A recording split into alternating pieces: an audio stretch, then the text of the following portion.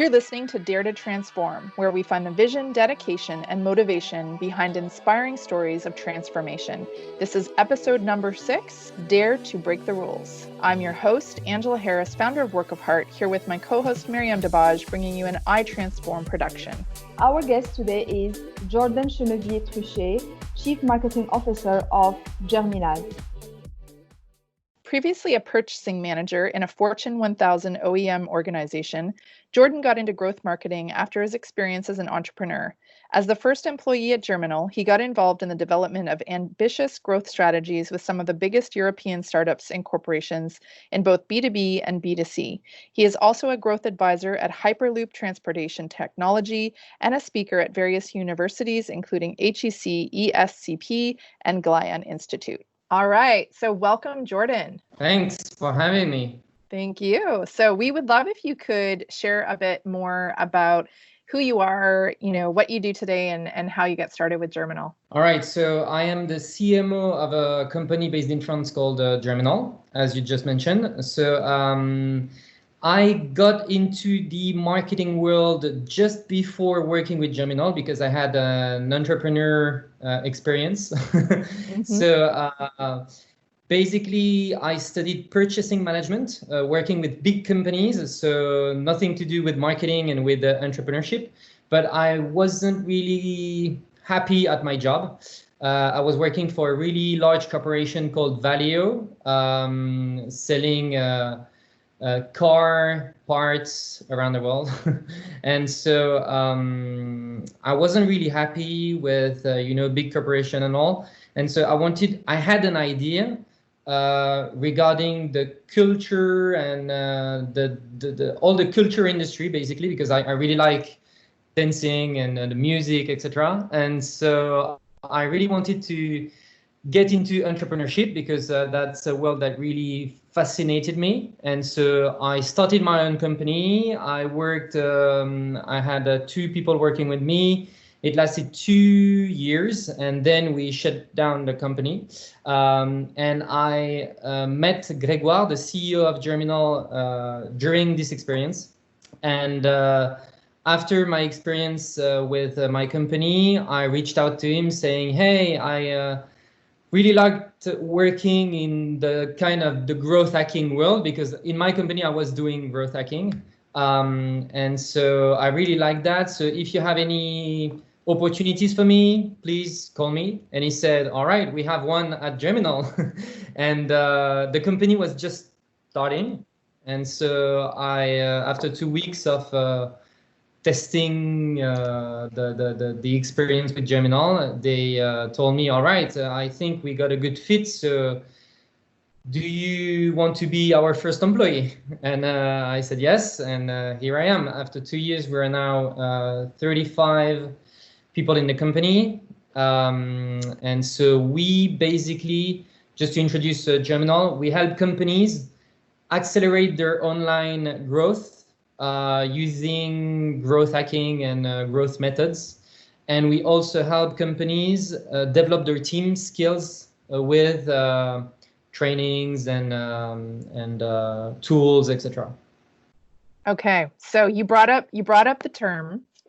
Yes. Yeah. And we talked a little bit about this earlier, and I admitted, I'm putting that in quotation marks, I admitted that I didn't really understand what growth hacking means. I mean, it's a term that we see, I'm in sales and marketing as well. It's something that we see a lot. But, until I kind of dug into it before chatting with you, I'm like, I don't really know what it means. And to be honest, I feel like a lot of the people that are potentially listening today probably wonder too. So can you tell us a little bit more about what is growth hacking in a very simple way, Yeah. and what your thoughts are on it? Yeah.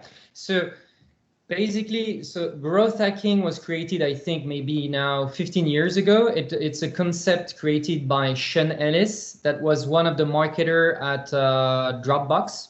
Mm-hmm. And so basically, growth hacking is using non-conventional marketing methods to reach big potential in sales in a really short amount of time. Okay, so it's like trying to find shortcuts to get really big growth in for your company in a really short amount of time. So let me give you an example.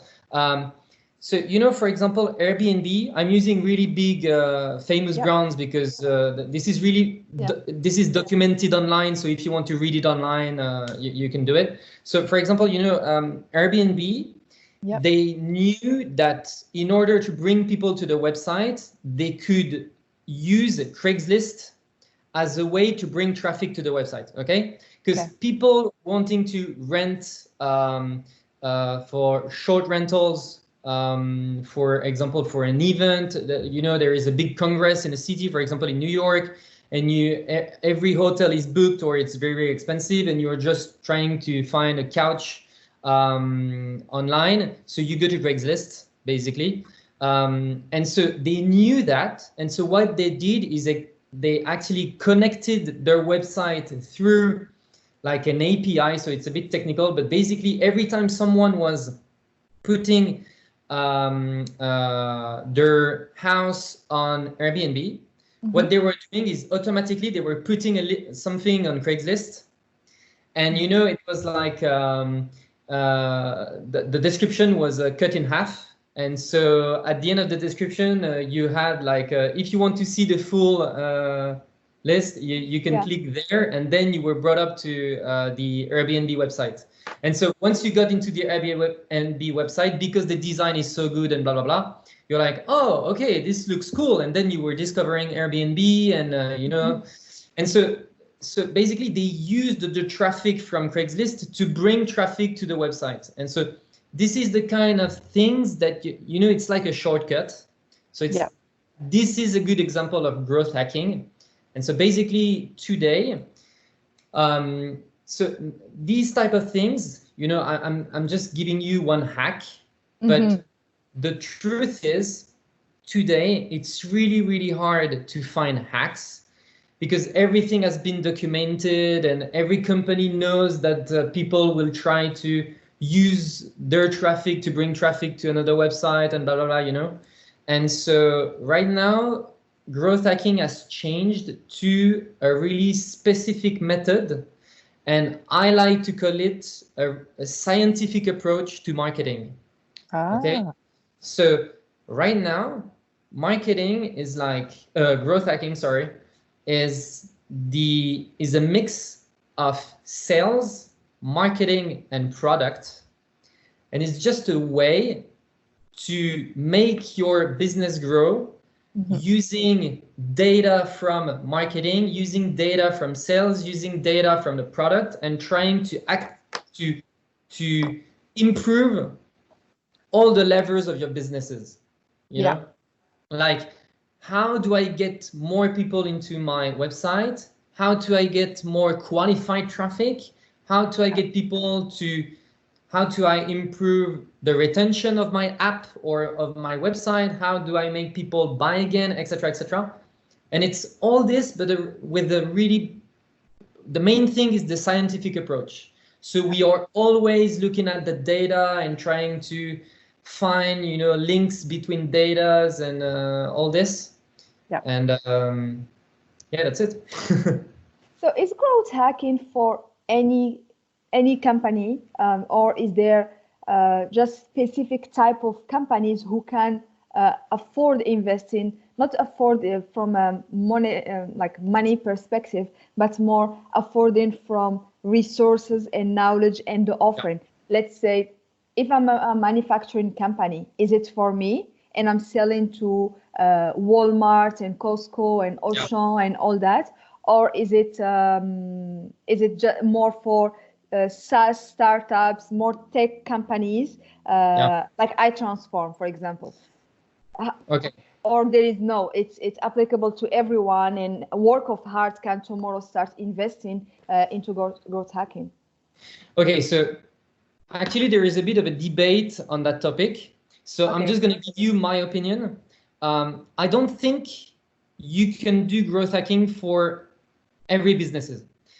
Let me explain. For example, so I was working for Valeo before, And so Valeo, you know, it's the automotive industry, really old industry, big corporation, etc. And so everybody knows everybody. And so you don't need to have you don't need to do huge marketing efforts, because anyway, you know, all the automotive makers, they know you basically, because it's limited. You know, there is a very limited amount of suppliers and blah blah blah, so everybody knows everybody. So you don't really need to do growth hacking, because anyway, what will it bring to you? Like a new lead, but anyway, you know everybody. So so for me, the growth hacking, and you know, this is something that worked really well and that exploded thanks to the startups. Why? Because, you know, I was saying it's unconventional.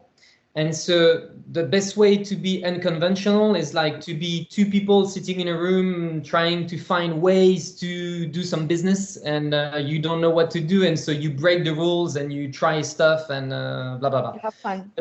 Yeah, exactly. But as soon as you have really big, specific processes, huge processes, heavy processes, it can be difficult. But to be honest, right now with Germinal, we also work with big corporations. Let's say with big cosmetic brands, for example. Yes. Because they know that they need to change their culture. Because tomorrow there will be a startup coming and breaking things and taking a big chunk of their market share. Yeah, and they are using their own traffic. Like we see more and more, for example, talking about the cosmetic industry, we see more and more startups creating offerings that are based on the big corporations. So they let them do the traditional marketing, and they use their product to drive their traffic to their business. So all these boxes and subscriptions, these are things that 5 years ago didn't exist, but today it became normal to subscribe to a cosmetic website and receive every month a box, and you can find brands from all the big companies, so they don't need to have the heavy manufacturing costs. And even though you wanted to have you wanted to make a brand yourself, you know, like for example, we have in France there is a company called Respire. It's a cosmetic brand. They started with only one product, but you know, they knew straight away that Instagram was going to be big for them and that they needed to reach influencers and blah blah blah. And so they started with this, and even before the product existed, they had a really big community, and this community helped them to find the color of the product, the smell of the product, and blah blah blah blah. And then once everything was set up, well, they launched the product and it was sold out already.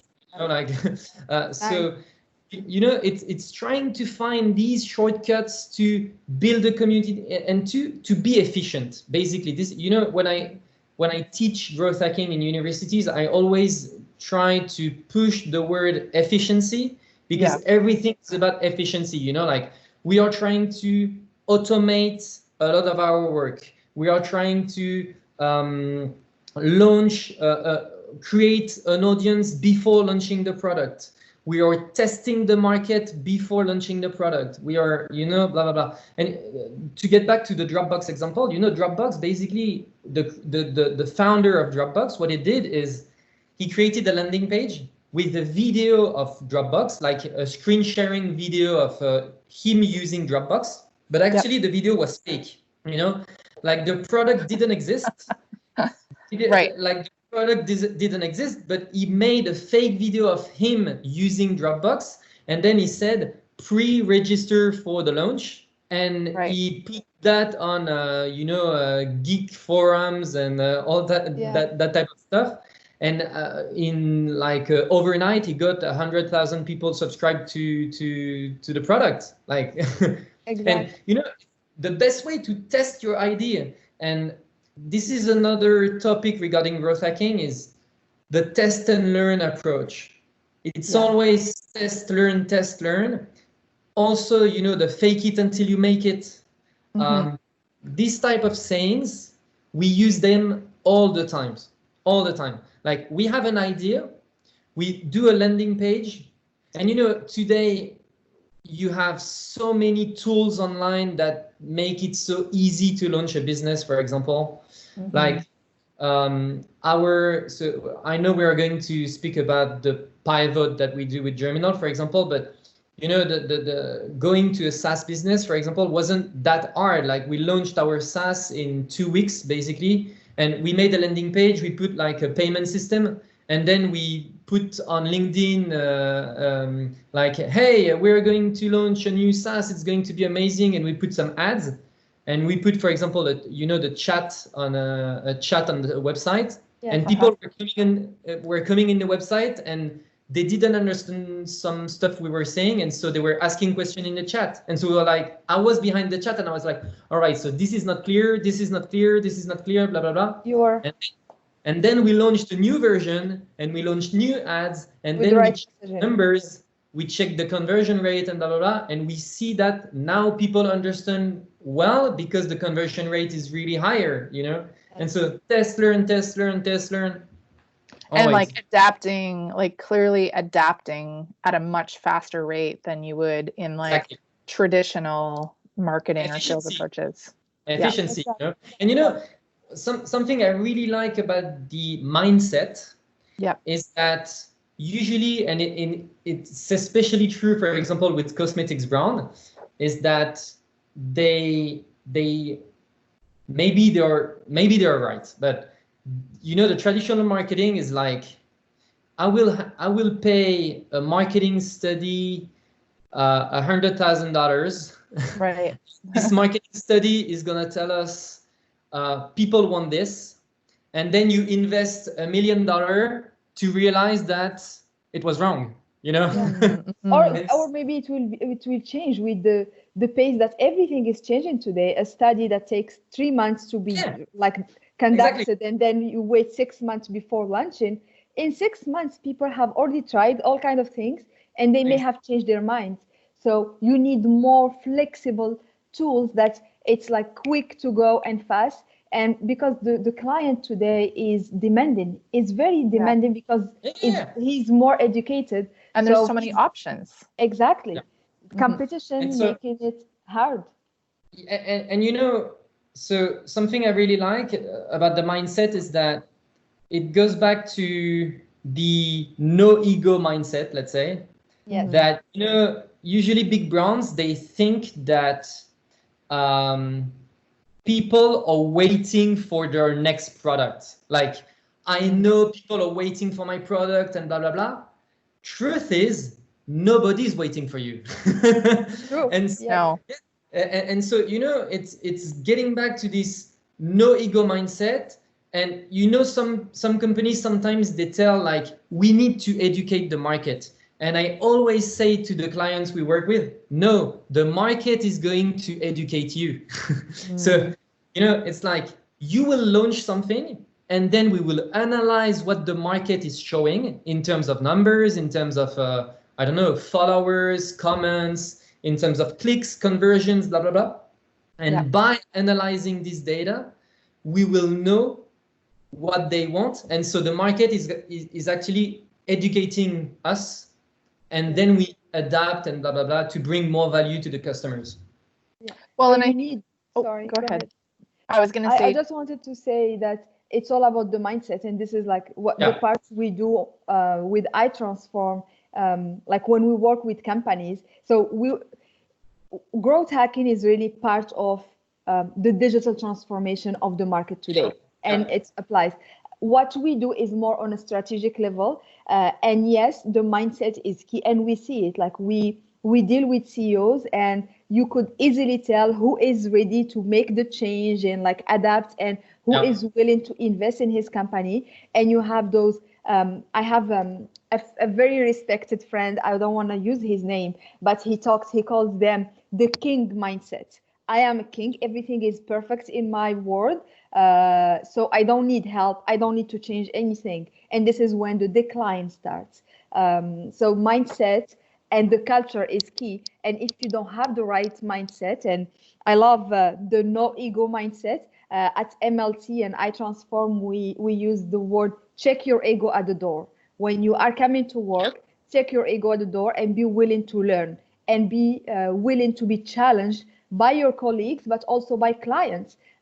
When you show the clients that you are accepting their feedback and you are accepted to be told you're doing this wrong, it's the client. Listen, improve, adapt, and show him that you can exceed his expectation by quickly adapting and improving. So now this is like music to my ears. It's just, I hope our listeners are going to take the time to discover more and absorb that. I know that we have limited time, and unfortunately, we cannot go into the details of growth hacking. Maybe on the next season, we will have a full season dedicated to that. But yes, like I pass it to you, Angela. I know you had something to say.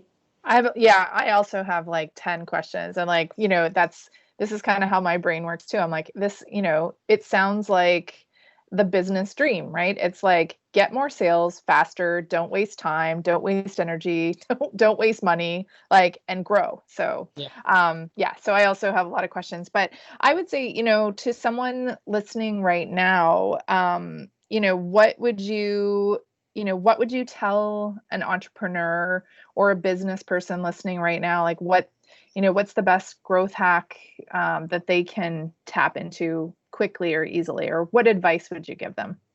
Well, I would say that it's news to nobody, but everybody should focus on social media right now. Like today, for me, this is really like the key. B2B, B2C, it doesn't matter. Like B2B, go to LinkedIn. B2C, go to Facebook, Instagram, blah, blah, blah. You have YouTube, you have Google, but you should really focus on these. Why? Because today the algorithms got so good that, for example, and this is why some of the hacks I was talking about earlier, like all the hacks that were working like 5 years ago, they do not work that much today. Why? Because the algorithm got so good that, now you only need to launch an ad and that's it. That's the hack, Basically, my advice would be it would be an advice regarding the tools. Okay. Today, you have lots and lots and lots of no-code tools.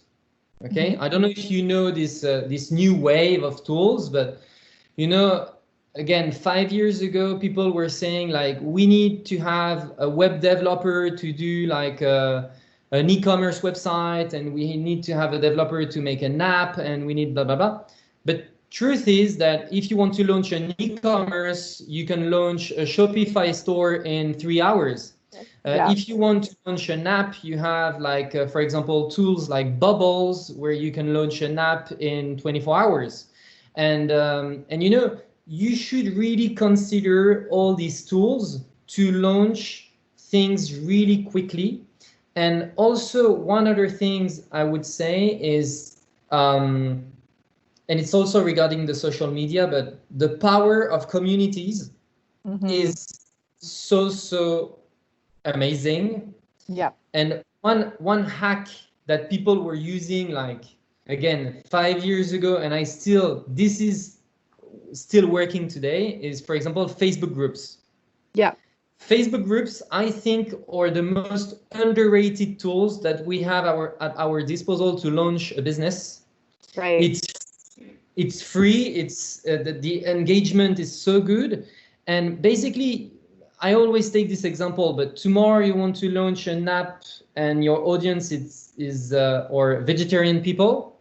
You have like 500 groups of vegetarian people on Facebook. Like you have the vegetarian recipes, you have the vegetarian way of life, you have blah, blah, blah, blah. You just go on in these groups and there you go. You have your audience. Like you just have to put a message, it's free, and then everybody's going to know your brand. Like, And so for me, these are like key things people need to consider It's like, you don't need to work 3 months on your next billboard. You just need to add your personal or a fake Facebook profile in a Facebook group and say, hey, I just discovered this product. What do you think about it? And that's it. Yeah. You know? Yeah, Exactly. Nice. So can you give us just like a gift to our listeners? One, like in July 2020, a famous hack.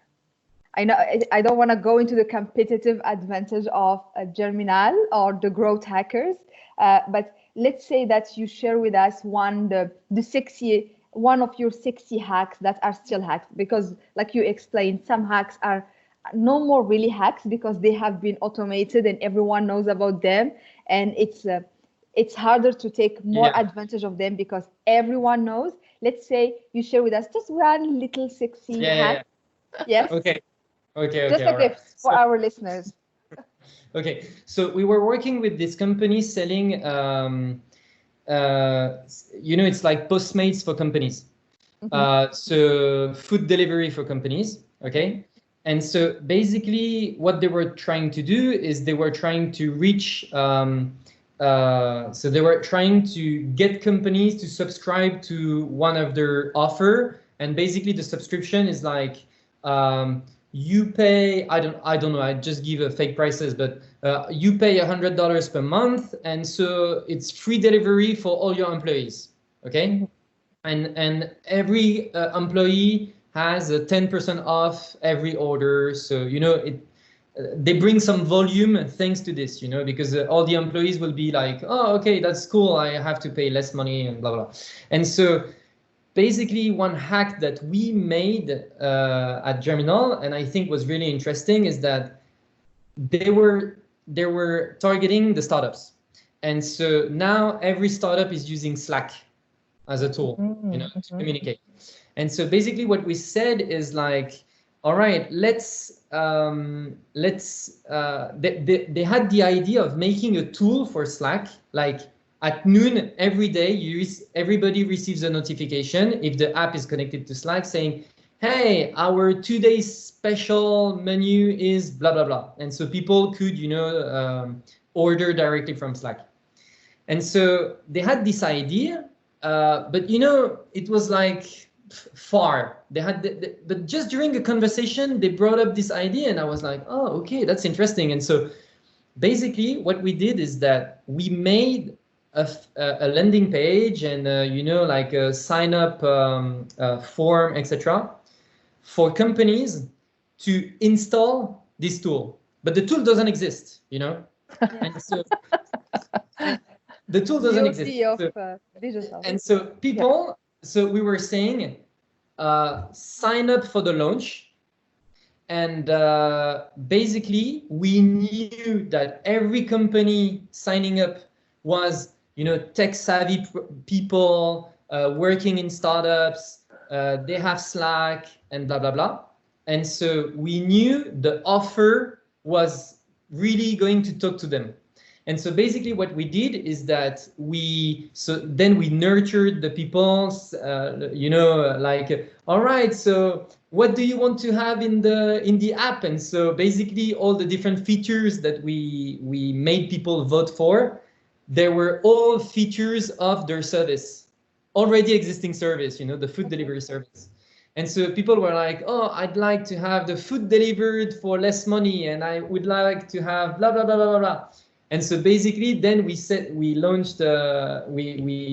email to everybody saying, all right, so we have the product especially for you, but the product is going to be available just for people subscribed to blah, blah, blah, blah, blah. You should discover this product. And so people were like, oh, all right, this looks cool. And so we brought many people into the offer, blah, blah, blah, using this method. But this is not like we launched an ad talking about the offer. We used, like another way around. And so you involved the clients, the future clients, the perfect clients in designing the tool. So when you come and sell it to them, they designed it. They cannot resist to the offer because they have been part of designing, and they feel that it has been created for them, and it satisfies exactly their needs. That's the maximum. This is the marketing at its most and best, because it's all about listening and then offering what's needed. You don't try to push something that you designed in your bubble and people don't care about. Nice. Yeah, and thank you. Just one other example, but it's a really quick one, but just to show you like quick wins you can have. Like, for example, the iPhone is using the same hack for the past 10 years. Is when you send an email using your iPhone, the signature is sent from my iPhone. Yes. Mm-hmm. You know, this is basically a hack. Like, you make the promotion of the iPhone for them. Exactly. Right. True. True. Right.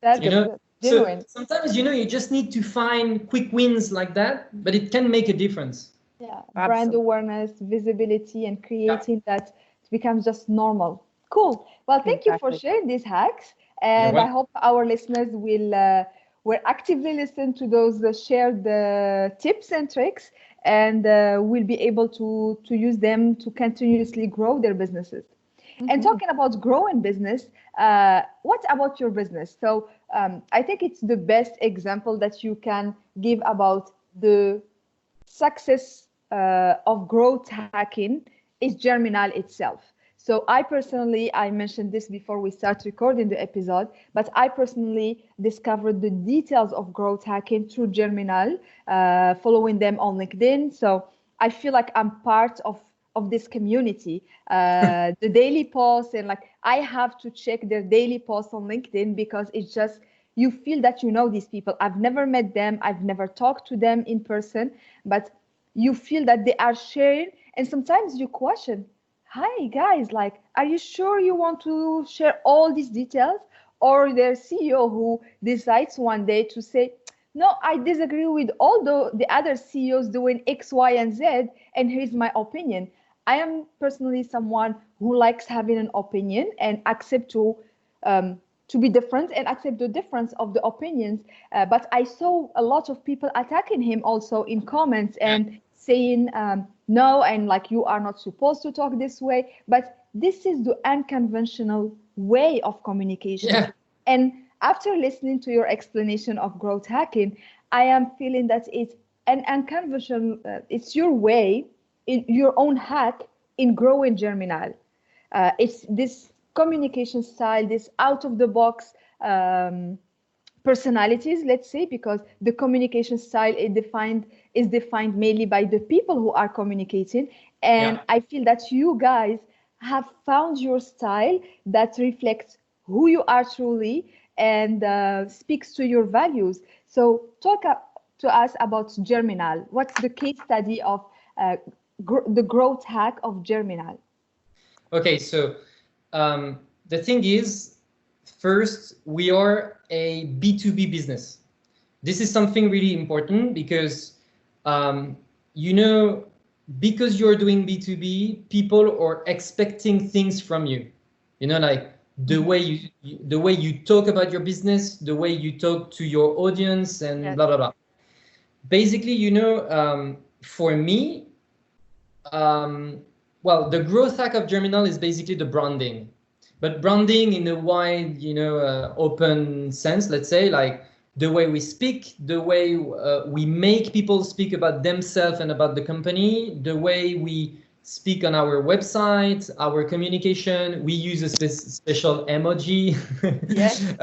And so basically, one of the things that I think we got really inspired by the US, basically, because I think the US, some US companies and especially startups, they're really good with branding, etc. And they really understood. I think they understood before France that even in B2B you can do good branding.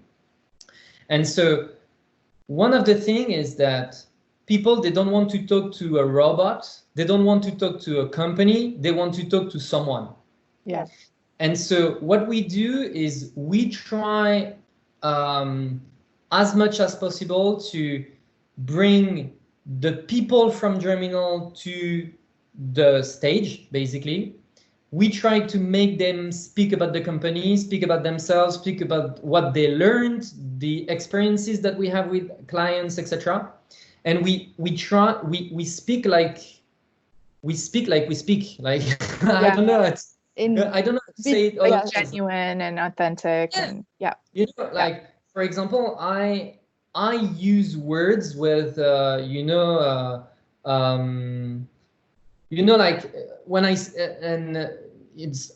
not sure it's going to be a good example because I'm not English native, but you know, when you do a sentence in English and you usually use like a lot, you know, like like I would do and so this is the type of thing we know that we do this type of thing orally, so we would write them, you know, like for So you write as you speak. You don't try to respect, like, no, the writing is different. It needs to be more conventional. No, you want it the same, to reflect the same feeling as someone will get if talking to you or Grégoire or anyone else on the team. Exactly. I think that's what people want, right? Like people buy from people. And so they want to feel that connection, and they want to feel like they're not interested in perfect sentences. They're not interested in perfect grammar. They're not, you know, I think it's more important. And I do that as well. I write in very like short sentences. And, you know, if I was writing an English essay, would I write like that? No. But I think I want people to feel like when they're reading something that I've written, and I think many businesses are like that now too, that they can hear me speaking.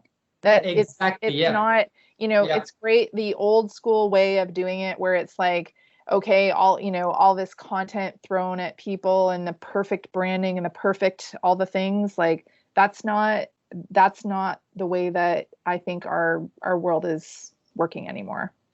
And you know, like especially with emails, for example.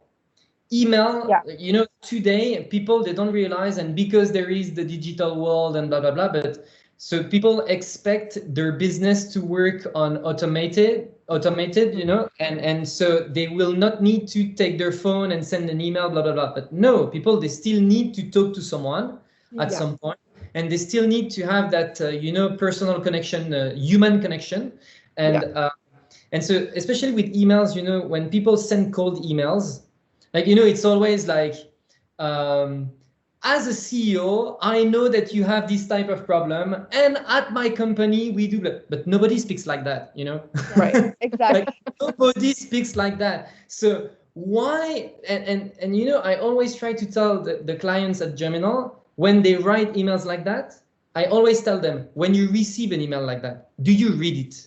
No. So why do you send this email? Like, you don't want to read this email. And so our secret sauce, let's say, is the way we interact with people and blah blah blah. And you know, it's this kind of balance between being super friendly and being super top level marketing experts. So we are trying to, so we make webinars, blah blah blah, and we always try to bring really high value and to bring a lot of knowledge, but at the same time, like, being friendly, and like you can send me an email and I will reply with a joke. So you know, just to give you an example, like we have a chat on the website and someone was saying like, hey, can I have a coupon for this? And or I don't remember exactly, but I said like, yeah, you can have a coupon, but you need to use it in before 10, 9, 8, 7, and you know, the person was like, ha ha ha ha, and I was like, no, I'm joking, just go ahead. And you know, but just being friendly, you know, like I want to make people smile, even if I bring value using our marketing knowledge and our expertise, you know. So 100%. This is the secret sauce, but the secret sauce to success, right? So how old is Germinal now? 2 years old. 2 years old. And your success is phenomenal because you have been able to quickly adapt, and I think you are leading by example also. So all the things you explained about growth hacking, I feel like you are applying them to grow your own business. It's not you sell something, then you do something different. So that's an important thing for businesses to always, because sometimes you find companies who are selling an image to their clients, and they provide sometimes they provide good service, good products, but when you check in-house, you are shocked because they are, no, this is just for the client. We are not using that for us. No, we cannot afford that for us. Well, myself, I always question that when I see these situations. Well, I don't know how can I trust you as a client, because if you are not applying these tools and techniques and products within the company, how are you going to really provide a good experience? So I feel like you are using yourself as the lab, and then providing this. And this will bring me to the announce that you guys made earlier this week. And from the digital transformation perspective, it's like the summum, it's the ultimate goal that companies investing in growing their companies are looking to achieve, is becoming or creating a new business model. So you announced that by October 2020, Germinal will no more be a SaaS company. No, an agency. An agency, sorry, but will become more an R&D lab. Yeah. Can you tell us more about this change and what made you make this decision and why? And just this morning I was because of the time difference between France and Canada. You wake up. It seems like you wake up earlier than we do. And I saw a post where you guys were explaining why you did that, and this is your aim of continuous innovation, and you don't want to create a comfort zone and stay within it. So can you tell us more about the growth of Germinal? Yeah, so basically the vision of Germinal has always been to create a product. But you know, when you create a product, you have two ways of seeing your business, is like you raise fund or you bootstrap. But the issue is that anyway, you will need funds. And so the thing is that we knew we had an expertise, and the way we were seeing marketing, etc., was kind of new for many businesses. And so basically, at first, we were like, all right, we are going to sell services to companies, growth hacking services. And so we will help companies grow using our methods. And so basically what we did is our promise was that we do what we call commando mission. And so basically the promise is that we can help you find a great way to grow in only 4 weeks. Okay. And because we have the tools internally, the mindset and the skills, etc., we will be able to test many things in 4 weeks. And at the end of the 4 weeks, we'll be able to tell you exactly, all right, you need to focus on this audience with this message on this channel and blah, blah, blah. And so we also knew that by doing this with our clients, we would identify what would make our product good. And so basically we worked 2 years learning and getting some data and blah, blah, blah, developing methods, tools, etc. Always with this aim to build a product. And so right now we are at, we reached what we think is a good time to launch the product. And so we launched our product basically last week. We made the announcement this week, and the numbers are good. And so we think if the growth is going this way till October, we'll be able to shift completely in October. But the thing is, what we offer to people is again efficiency. So the right tools, the right numbers. For example, every company is like, yeah, but how do I perform compared to the market? And we have this data because we made thousands of tests, and so we have the data. And so we basically sell a tool, and in this tool you can know you have the numbers, like, all right, in your industry, the conversion rate is this, the growth is this, and blah blah blah blah blah. And you have trainings, like video trainings, you have articles, you have tools, and blah blah blah. And basically what we want is people either to externalize their growth hacking strategy to us still, because we will still be a lab. But okay, so right you now, will continue doing that? Yeah, but again, in a R&D approach, you know. Okay. Yeah. Like, this is not like our main business. We need to stay on the ground, let's say, to still test, get some data, try to find the new trends before everybody, and testing things, etc. And basically, so companies will ask us to do these things, or they will take our tool, and so the tool is going to help them do it really, really quickly. And even if they don't have the skills, they can get the skills really, really quickly. Okay, nice. Cool. Love it. So I think as Miriam said, I think we both probably have about 50 more questions, but we only have a short amount of time today. Miriam, did you want to add anything else? Well, I just want to say thank you, Jordan, because this is really helpful. So thanks for simplifying the growth hacking concept, and thanks for sharing secret sauce for your clients, but also the secret sauce of Germinal. It makes us proud to see companies growing and developing and having the right mindset and being authentic. So I feel like this episode will be useful to many companies, the ones who are hiding who they are because they feel that they need to fit in a box. So guys, it's okay to not fit a box. Create your own box. Be your own identity and be authentic, because that's what people are looking for.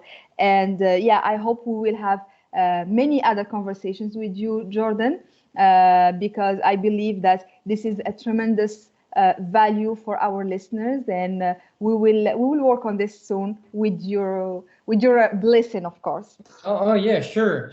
I'm really happy to share. So it's great to share this. And I would just add something, is that, you know, as you just mentioned, like, think out of the box and blah blah blah. But you know, usually people are scared to say things because they always feel they have nothing to say. Yes. And, you know, I was really, you know, because I have this no ego mindset, every time someone was telling me, but you should post on LinkedIn and blah, blah, blah, I was like, but I have nothing to say. Like, nobody's going to be interested in what I have to say. Yeah. Truth is, again, people are listening to people. They're not listening to companies. They want to speak human to human. And so everybody should take the time to share their words, share their ideas, and share their thoughts. And one really simple way of saying this is, like, the power of influencers in the world is like so good. It's so big. You just realize how one person, and sometimes these people, they don't have nothing to say, and they have so much power. Like, you have something to say, of course.